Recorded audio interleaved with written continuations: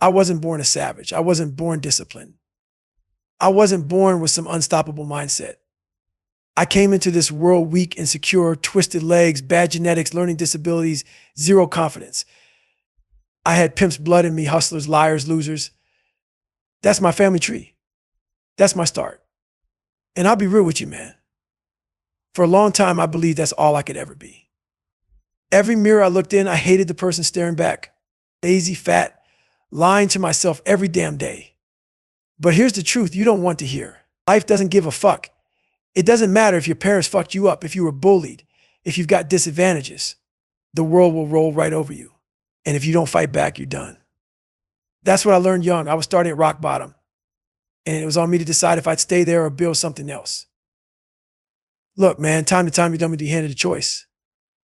At 19, I walked into a doctor's office. I wanted the military to be my way out. Maybe my shot at proving I wasn't just another fat, insecure kid. The doctor looked at me, looked at my x-rays and said, "You're too fucked up. Your body's not built for this. Go get a job, sit down, accept your life." In that moment, I had two options. Option one, take the easy road, listen to him, live a life of excuses and die a nobody. Option two, choose pain, choose suffering, choose to fight against my own broken body and weak mind, no matter how bad it hurt. That's it. Two doors. And if I'm being real, that's the same choice you have every single day. You can stay comfortable and die slowly, or walk straight into the fire and build yourself into something the world can't break. When I chose that second door, it didn't make life easier. Don't think I walked out of that office and suddenly became David Goggins the Savage. Fuck no, I was still fat, still insecure, still lying, still running from the truth. That weak voice in my head, it didn't disappear. It screamed louder. You're broken. Yeah, you'll quit. You'll never make it. And time to time, it beat me. I failed workouts. I quit diets.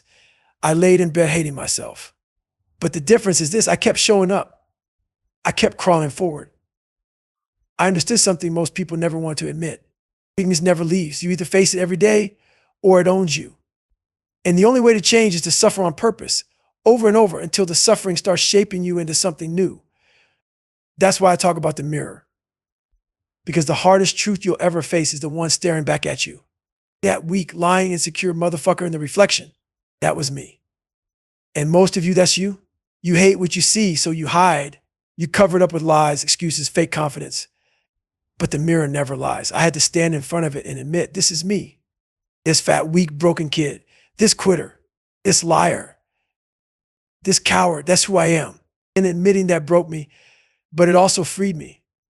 Because once you own the truth, you can start building the savage. Until you do, you're just decorating weakness. And that shit will never last. Time to time, I asked myself, what gave me the fire to keep going? It wasn't motivation. Motivation is bullshit.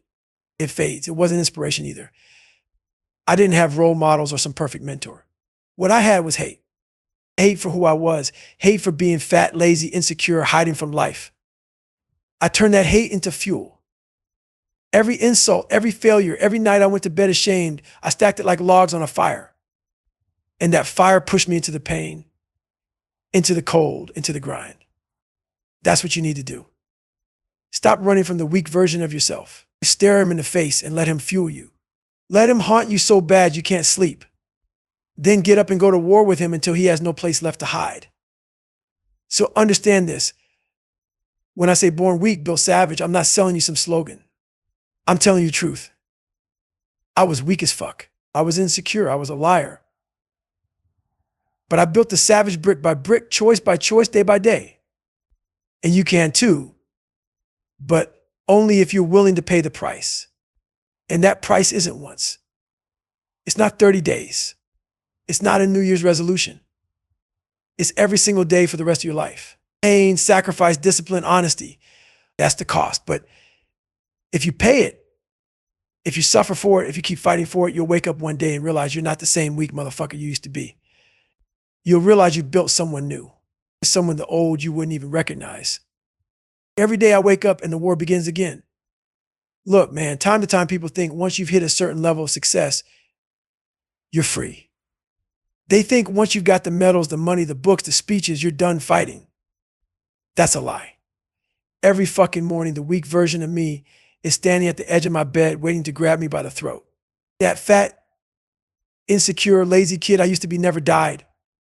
He's right there whispering in my ear. Stay in bed. You've earned it.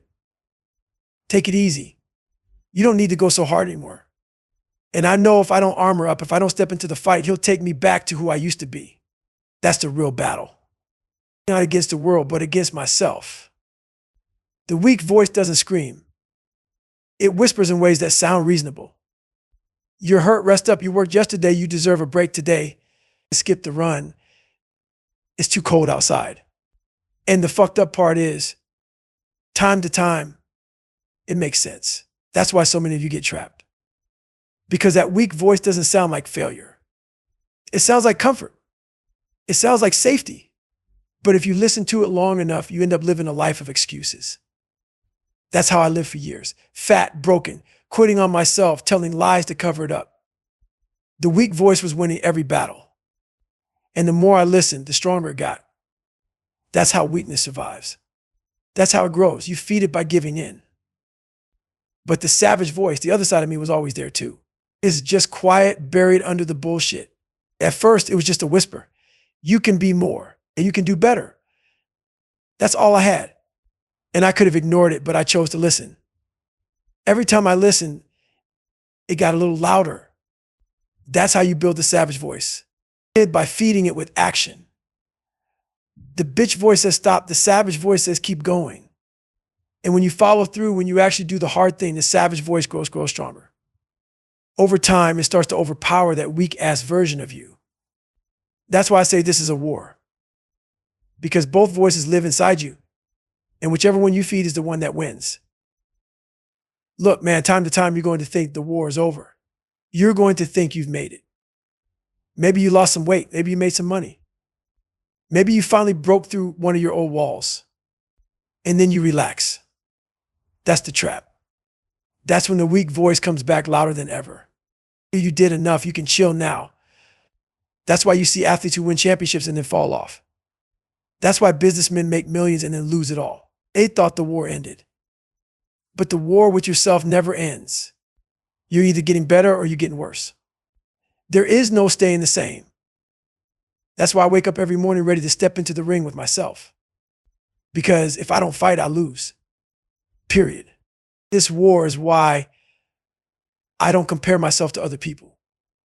I don't give a fuck about competing with the next man. I'm not chasing someone else's idea of success.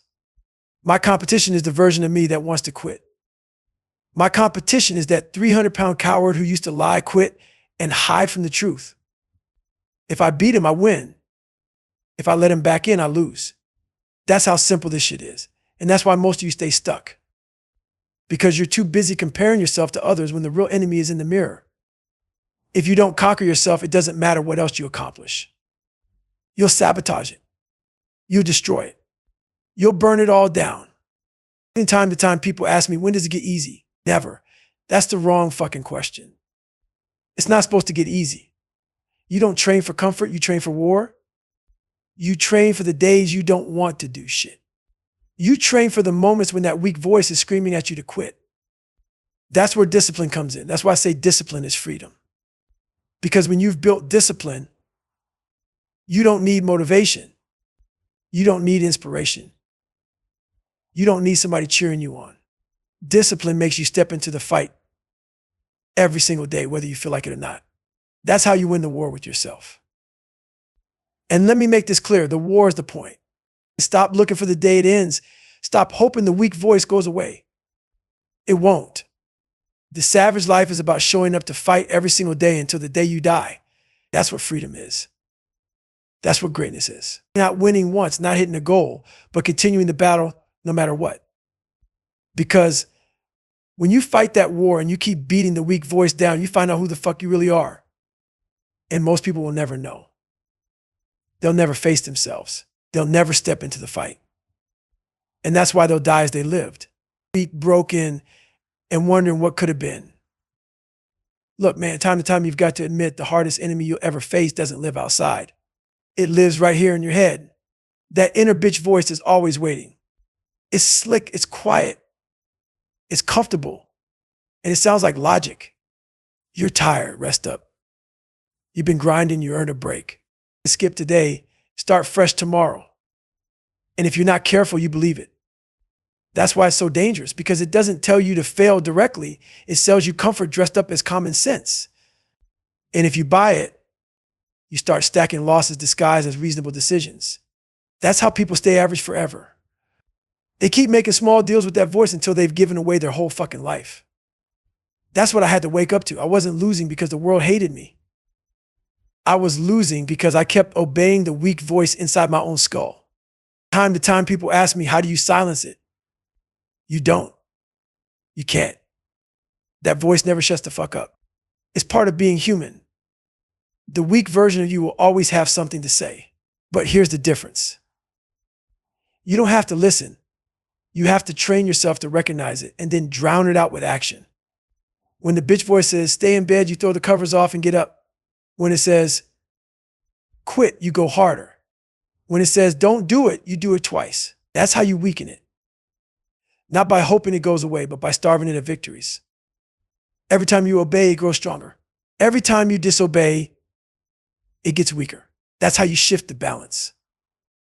I learned this lesson in the ugliest way. Back when I was 300 pounds, hiding from life, lying about everything, that bitch voice was my best friend. It told me to eat donuts, to watch TV, to avoid the mirror, to stay quiet. It told me I was worthless and then told me to fake it so nobody would notice. I listened every day. That's how I got fat, insecure, weak, and broken. That's how I wasted years of my life. One day I finally caught the pattern. It wasn't the world fucking me over. It wasn't genetics. It wasn't my upbringing. It was me listening to the same weak-ass whisper every day until it became my reality. And when I realized that, I got pissed. I decided I wasn't giving that voice the last word anymore. Look, man, time to time you'll get confused because the bitch voice doesn't always sound negative. It tells you rest is smart, food is fuel, comfort is healing. But deep down, you know when it's lying. You know when it's weakness disguised as logic. That's why honesty is so important. I had to start calling myself out. Stop lying. You're not tired, you're lazy. You're not hurt, you're avoiding pain. You don't need rest, you need discipline. That's the inner dialogue I had to develop. Brutal honesty. No sugarcoating. Because the bitch voice feeds on your lies. The moment you tell the truth, it loses power. That's why most people never beat it. Because they'd rather lie to themselves than face the pain of the truth. And here's the thing. Killing the bitch voice is not a one-time execution. It's a daily fucking beating. It's like a street fight you have every morning. You don't stab it once and walk away. You wake up and stomp it into the ground again and again. And the stronger you get, the trickier it gets. When I was weak, it told me to stay fat. Now that I'm strong, it tells me to relax because I've done enough. That's even more dangerous because it tempts you with your own success. That's why I never let my guard down. That's why I train every day. That's why I push when nobody's watching. Because the bitch voice is always plotting, always waiting for me to slip. And if I stop fighting, it wins. So here's the raw truth. You're never free from it. You're never above it. You're never safe. But that's not bad news. That's the point. The bitch voice is the enemy that makes the savage possible. Without it, you wouldn't need to fight. Without it, you wouldn't grow. That's why I embrace it. Every time it whispers quit, I smile because that means it's time to go to war. That means I've got another chance to prove to myself who's in charge. Not the weak voice, not the coward, the savage. And the more battles I win, the more I build the armor that nobody else can see. That's how you kill it. Not by wishing it gone, but by beating it down so relentlessly that it doesn't control you anymore. Look, man, time to time, you've got to realize the fight isn't won with one big victory. You don't wake up one morning, run a marathon, and suddenly become bulletproof. That's not how this shit works. The way you build strength, the way you build resilience is by stacking small wins every single day. And most people don't get it. They think wins are just medals, trophies, paychecks. Nah, a win is anything that proves to your weak self that you're in charge. Waking up on time, That's a win. Making your bed. That's a win. Lacing up your shoes when you don't feel like it. The other win. These aren't meaningless chores. They're weapons. Every small win is a brick you add to the wall around your mind. That wall is your armor. Without it, the bitch voice storms right in and takes over. And with it, you've got defenses strong enough to hold the line when life starts throwing punches. Time to time, people laugh when I say making your bed or shaving your head is a win. They think it's too small, too basic, too stupid to matter. But here's what they don't understand. Every time you do something you said you do, no matter how small, you reinforce trust in yourself. Most people have no self-respect because they break promises to themselves all day long. They say they'll diet, then cheat. They say they'll work out, then quit. They say they'll grind, then scroll on their phone. That shit destroys confidence. You can't respect someone who lies to you all the time, and that includes yourself. So I flipped it. I started stacking wins I couldn't escape. Make the bed, keep the house clean, knock out the workout, eat clean. These things built respect for myself. And once I had that, the weak voice had less room to speak. When I say armor, I'm not talking about some metaphor that sounds pretty. I'm talking about survival. Life is a battlefield, man, and time to time you're going to get ambushed. You'll get hit with bad news, setbacks, failures, shit you never saw coming. If you don't have armor, those hits will knock you out. But if you've been stacking wins, you've got layers of defense. I start my day with wins on purpose, so when I pick up the phone and get hit with losses, I'm not crushed. I'm already up 20 points on the scoreboard. That's the difference. People who live reactive lives get buried because they start the day naked with no armor. One bad call, one bad email, and they're done. I refuse to live like that. I put my armor on before I ever faced the world. Look, man, time to time, you've got to stop looking for motivation and start building habits. Habits create momentum, and momentum is everything in this war. When you've got momentum, the savage voice is loud as fuck. When you lose momentum, the bitch voice takes over. That's why I don't skip. That's why I don't let myself slide. Because one skip win can break the chain, and then suddenly the bitch voice is back in charge. You can't afford that. You have to defend your momentum like your life depends on it, because it does. And that's why stacking wins matters. Small things done consistently build massive momentum, and that momentum becomes a shield against weakness. That's how you build mental armor strong enough to carry you through the worst storms. From time to time, I think back to the days when I had no armor, when I'd wake up late, skip workouts, eat like shit, and lie about everything. I was naked in war. Every insult crushed me. Every failure buried me. Every setback felt like the end of the world. I couldn't handle anything because I hadn't built any defenses. That's why I push so hard on the basics now, because I know what it feels like to face life without armor. And it's hell. The armor I've built now isn't just about surviving. It's about thriving. I can take hits most people would crumble under because I've stacked so many wins that my foundation is unshakable. And that's available to anyone willing to stop chasing shortcuts and start doing the work every single day. That's what stacking wins is really about. It's not about looking productive or checking boxes. It's about building proof. Proof that when the weak voice says, you can't, you can point to a mountain of wins and say, fuck you, I've already done it. That proof becomes unshakable confidence, not fake bravado, not arrogance, real confidence built from evidence. And with that confidence, you become dangerous. You become someone who doesn't crumble under pressure. It's someone who doesn't back down from pain. It's someone who can take losses and keep moving. That's the savage mindset. That's what armor looks like. And you can't buy it. You can't fake it. You can't hack it. You earn it one small win at a time. Look, man, time to time people ask me, why do you put yourself through so much pain? Why break your body? Why suffer on purpose? And that question shows me everything I need to know about them, because they still believe pain is something to avoid. They think the goal of life is to get comfortable, to avoid discomfort, to protect themselves from struggle. That's weakness talking. Pain is the gateway. Pain is the price of admission if you want to be great. You can't grow without it. You can't build calloused hands or a calloused mind sitting on the couch. Every ounce of strength I've got, Every shred of discipline, every layer of armor was forged in pain. Without suffering, I'd still be that fat, insecure, lying kid. Pain isn't the enemy. It's the teacher, the trainer, the forge that burns away the bullshit and leaves only what's real. Time to time, I remind people, the body follows the mind. Pain is where the separation happens. Weak minds fold the second pain shows up. Strong minds lean into it because they know that's where the transformation begins. That's why I run in the cold, why I push with broken legs, why I grind when nobody's watching. Not because I love the pain itself, but because I love what it creates. Pain forces adaptation. Pain exposes your excuses. Pain reveals the truth about who you really are. You can talk all day about wanting to be great, but until you've been broken, until you suffered, until you've pushed yourself to the point where everything in you is screaming stop and you keep going, you don't know shit about greatness.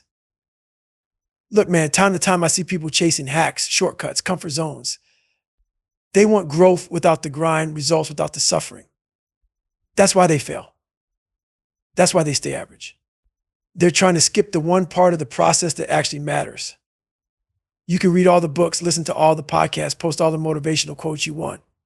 But if you're not putting yourself through pain, you're lying to yourself. You can't cheat pain. You can't outsource it. You can't fake it. You've got to embrace it day after day, year after year. And the more you do, the more you realize pain isn't punishment. It's the path. Every time I suffer, I know I'm walking through the doorway to a stronger version of myself. From time to time I hear people say, but pain breaks you. Yeah, it does. That's the point. You have to break before you can rebuild.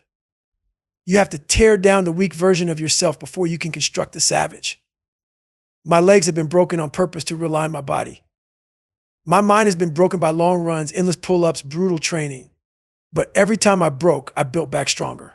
That's the cycle. Break, rebuild, stronger. Most people run from breaking because they think it's the end. They don't understand it's the beginning.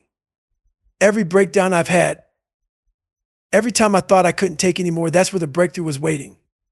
Pain doesn't stop you unless you quit. Pain shapes you if you keep moving. The problem is most of you treat pain like an emergency.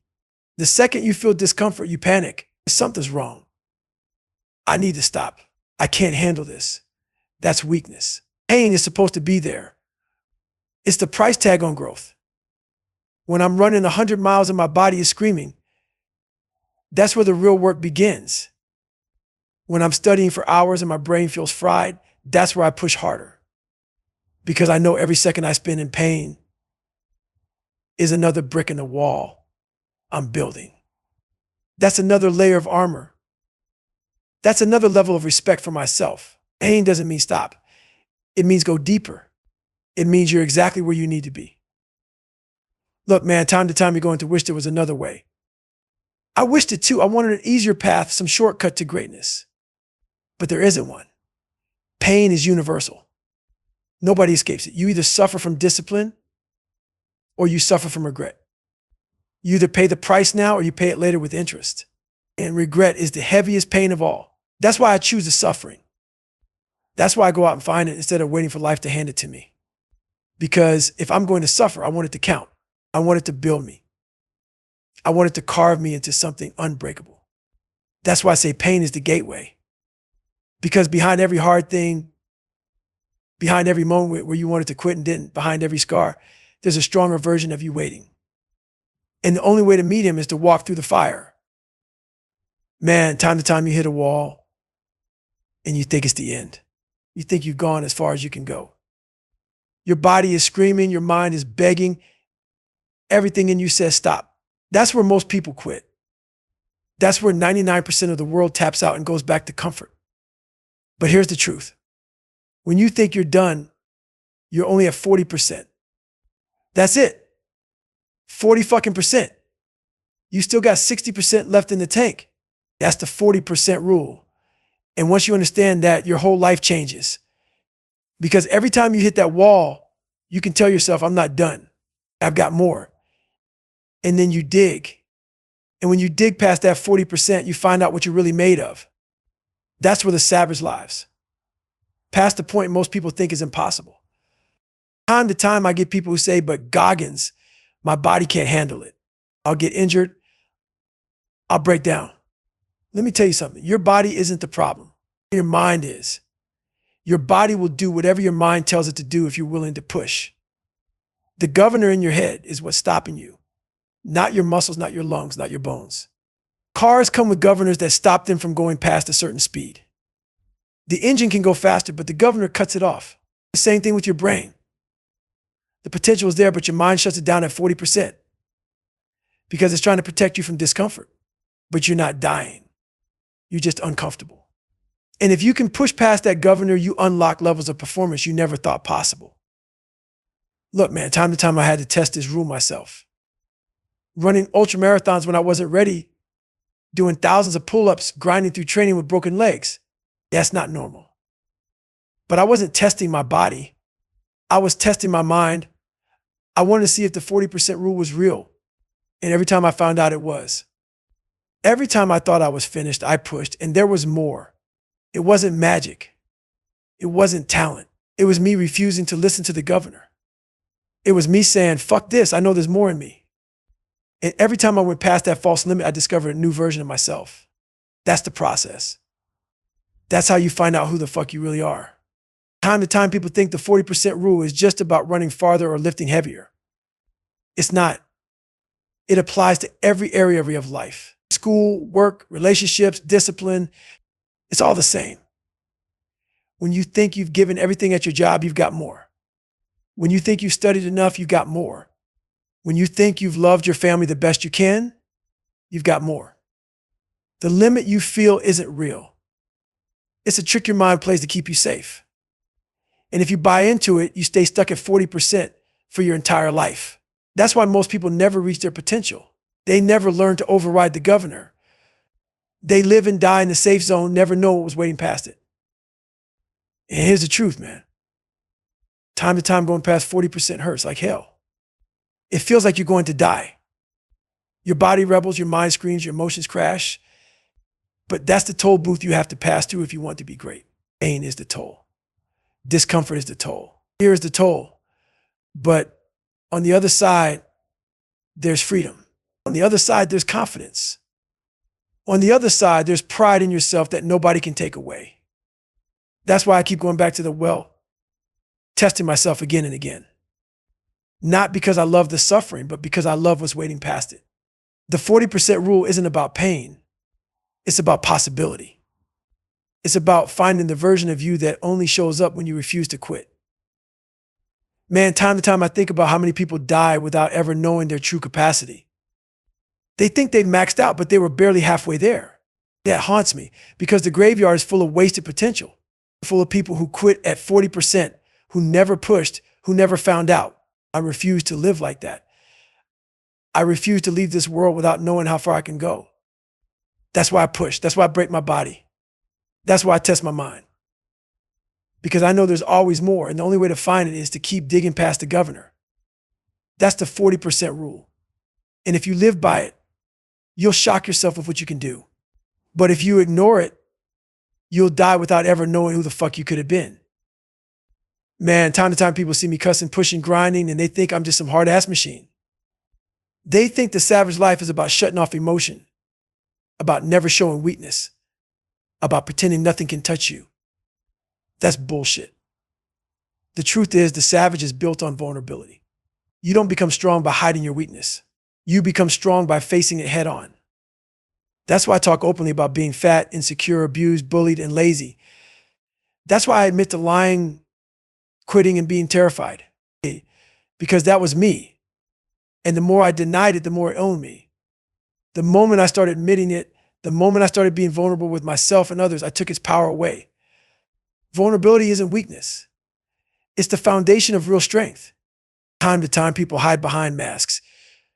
They put on the tough act, the confident act, the successful act.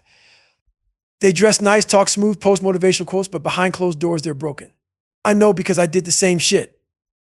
I lied about who I was. I acted like I had it together while inside I was falling apart. And that's the fastest way to stay weak.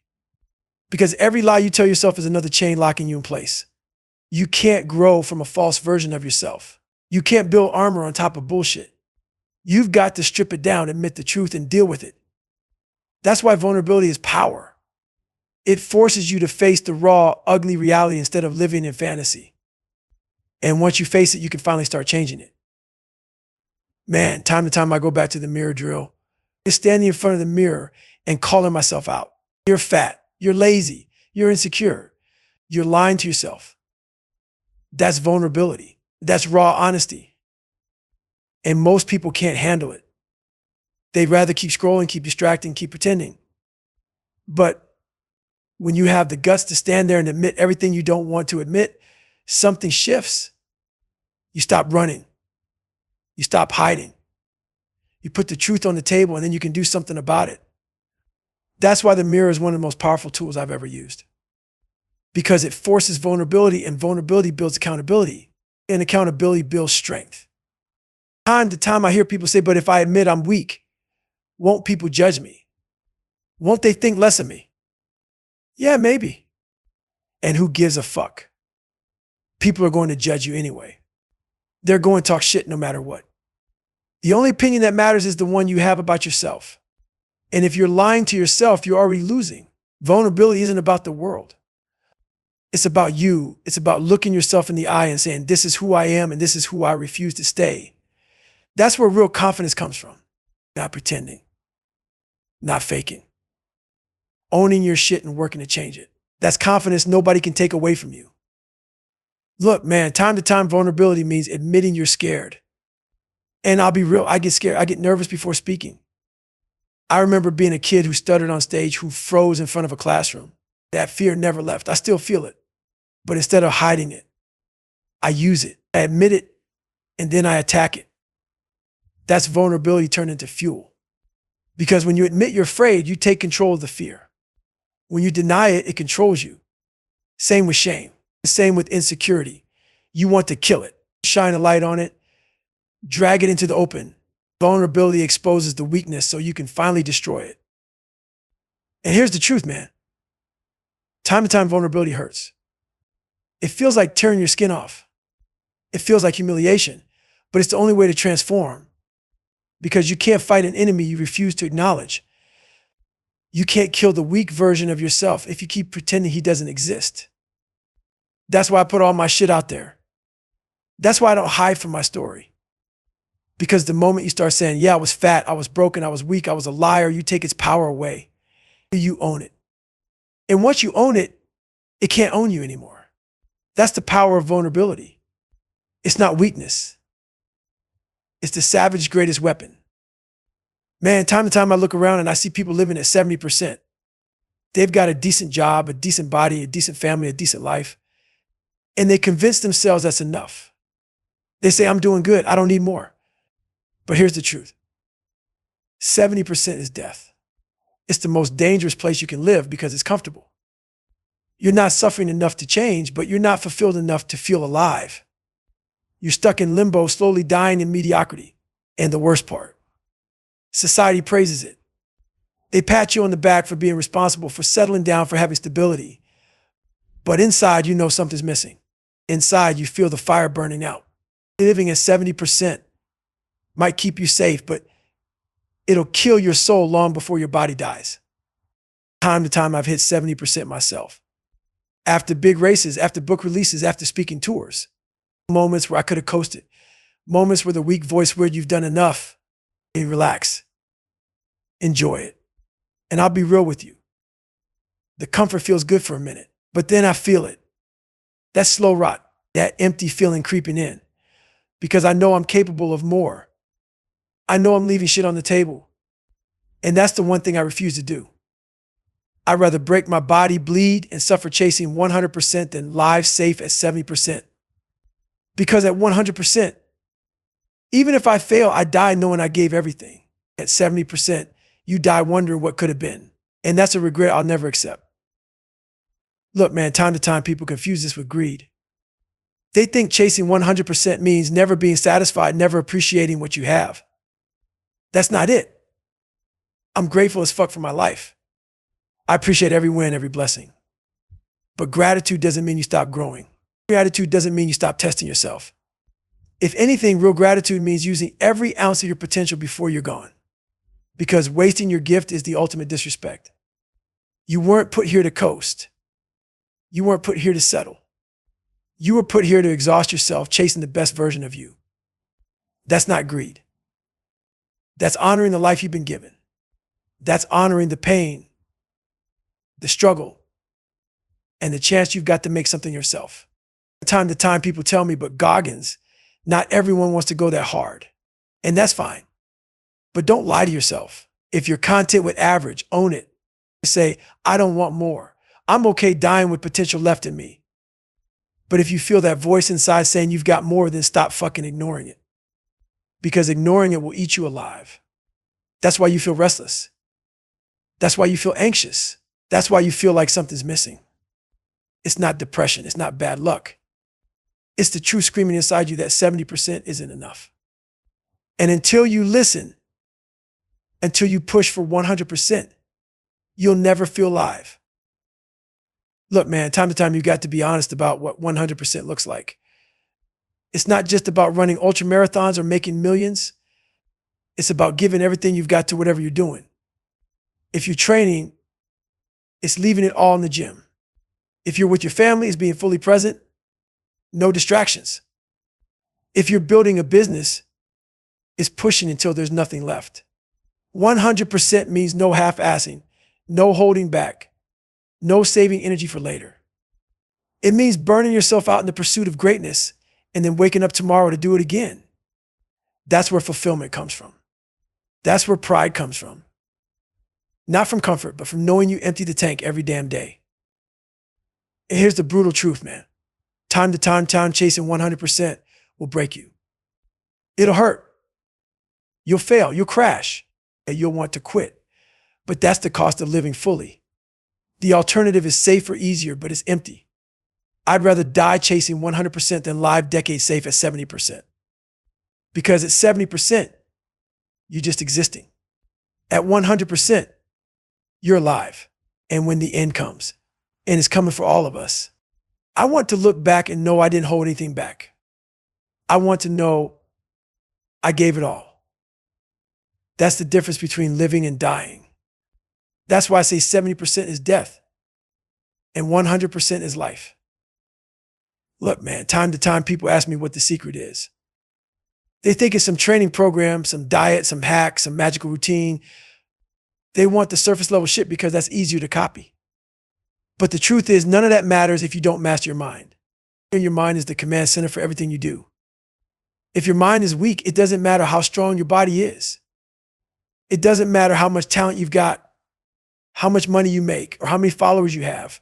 A weak mind will sabotage it all. But when you master your mind, when you learn how it works, what triggers it, what breaks it, what fuels it, you take control of everything else. That's the foundation.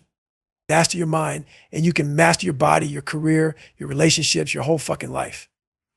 Time to time, I remind people, most of you don't even know your own mind. You've been living with it your whole life, but you've never studied it. You don't know how it reacts under stress. You don't know what triggers your fear, what excuses it loves, what lies it tells. And because you don't know it, it runs you. That's why you keep quitting. That's why you keep falling back into old habits. Your mind is playing you and you don't even realize it. I had to learn this the hard way. I had to sit with my thoughts, watch how my brain reacted to pain, to fear, to shame. I had to study the patterns until I knew them better than they knew me. That's when I started gaining control. That's when I flipped the script. Look, man, time to time, people think mastering the mind means making it soft, making it positive, always thinking happy thoughts. The fuck no. Mastering your mind means building calluses on it. It means exposing it to pain, fear, and struggle until it stops breaking under pressure.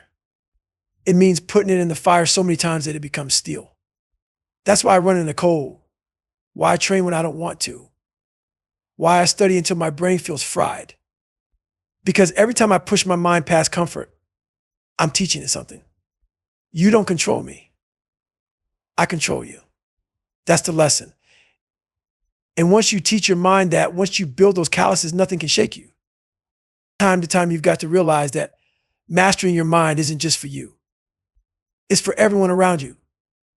When your mind is weak, you let fear, stress, and excuses spill into your family, your work, your relationships. But when your mind is strong, when you've mastered it, you can handle anything life throws at you. That makes you a better leader, a better partner, a better parent, a better friend. People follow strength. People trust discipline. That's why I say master your mind, master the world. Because the world bends to those who don't bend under pressure. And the only way to get there is to face the shit you're afraid of, to push into the pain instead of running from it. Man, time to time, I think about the difference between who I was and who I am now. Back then, my mind ran me. It told me I was worthless, and I believed it. It told me to quit, and I did.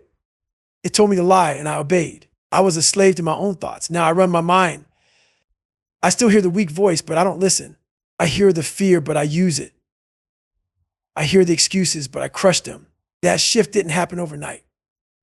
It took years of discipline, years of suffering, years of studying myself. But now, because I own my mind, I own my life. And that's what most people will never experience. The freedom that comes from true mastery. And here's the raw truth, man. Time to time, mastering your mind will feel like war.